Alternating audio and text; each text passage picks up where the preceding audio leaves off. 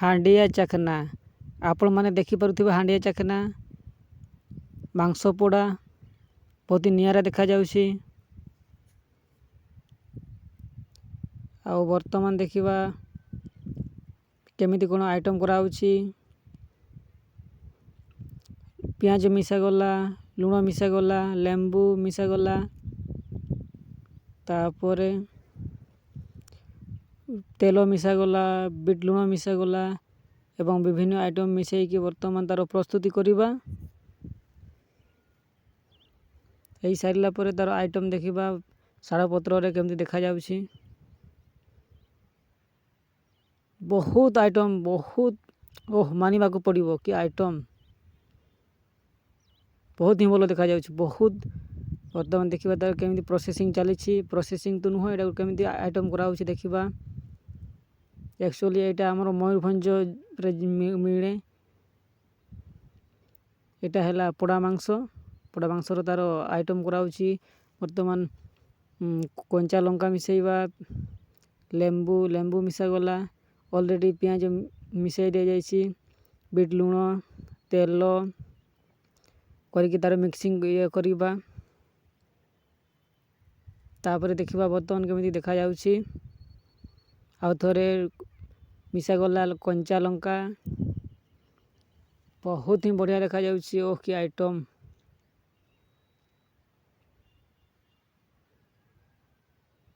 ବାସ୍ item ମାନେ ଆପଣଙ୍କୁ ମିଳିଯିବ 20 ଟଙ୍କାର ଆଇଟମ୍। କଞ୍ଚା ମାଂସ ତା'ର ପ୍ରସ୍ତୁତି ଚାଲିଛି,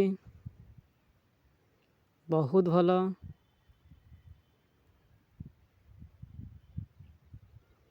ତା'ର ପୋଡ଼ାର ପ୍ରସ୍ତୁତି ଚାଲିଛି। ତାପରେ ତା'ର ଦେଖିବା ପ୍ରୋସେସ୍। ଆଚ୍ଛା ଆଜ୍ଞା, ଭିଡ଼ିଓ ଲାଗିଲେ ଭଲ ସବସ୍କ୍ରାଇବ୍ କରିବେ ଏବଂ ଲାଇକ୍ ସେୟାର କରିବେ, ଯାହାଫଳରେ ମୁଁ ଆପଣଙ୍କ ପାଇଁ ଆହୁରି ଏମିତି ଭଲ ଭିଡ଼ିଓ ଆଣିବା ପାଇଁ ଇଚ୍ଛୁକ ହେବି। ତ ଭିଡ଼ିଓ ଭଲ ଲାଗିଲେ ନିହାତି ସବସ୍କ୍ରାଇବ୍ ଏବଂ ଲାଇକ୍ ସେୟାର କରିବେ। ଆପଣଙ୍କର ଗୋଟେ ସେୟାର ମୋତେ ବହୁତ ହିଁ ଆଗକୁ ନେବା ପାଇଁ ଆନନ୍ଦ ଇଣ୍ଟରେଷ୍ଟିଂ ଆଣିବ। ଆଜ୍ଞା, ଏଇଟା ଆମର ମୟୂରଭଞ୍ଜର ହାଣ୍ଡିଆ ଚାଖନା। ଆଜ୍ଞା, ଆପଣ କିଏ ଯଦି ଖାଇଥିବେ ସେମାନେ ଠିକ୍ ଜାଣିଥିବେ କେତେ ସ୍ୱାଦିଷ୍ଟ ଏଇ ପୋଡ଼ା ମାଂସର ତା'ର ଆଇଟମ୍। ଆଜ୍ଞା, ମୁଁ ନୂଆ ଭିଡ଼ିଓଟି ବନାଉଛି, ତ ଏତେ ବି ମୁଁ ଭଲସେ କହିପାରୁନି। ତ ଯେଉଁମାନେ ଏଇ ଭିଡ଼ିଓ ଦେଖୁଛନ୍ତି ସେମାନଙ୍କୁ ମୁଁ ରିକ୍ୱେଷ୍ଟ କରିବି, ଯଦି ଭିଡ଼ିଓଟି ଭଲ ଲାଗିଥାଏ ତାହେଲେ ଆପଣମାନେ ସବସ୍କ୍ରାଇବ୍ କରିବେ। ଆଉ ମୁଁ ଆଗକୁ ଏମିତି ନୂଆ ଭିଡ଼ିଓ ଆଣିବା ପାଇଁ ପ୍ରସ୍ତୁତ ହେବି ବା ଆଣିବି।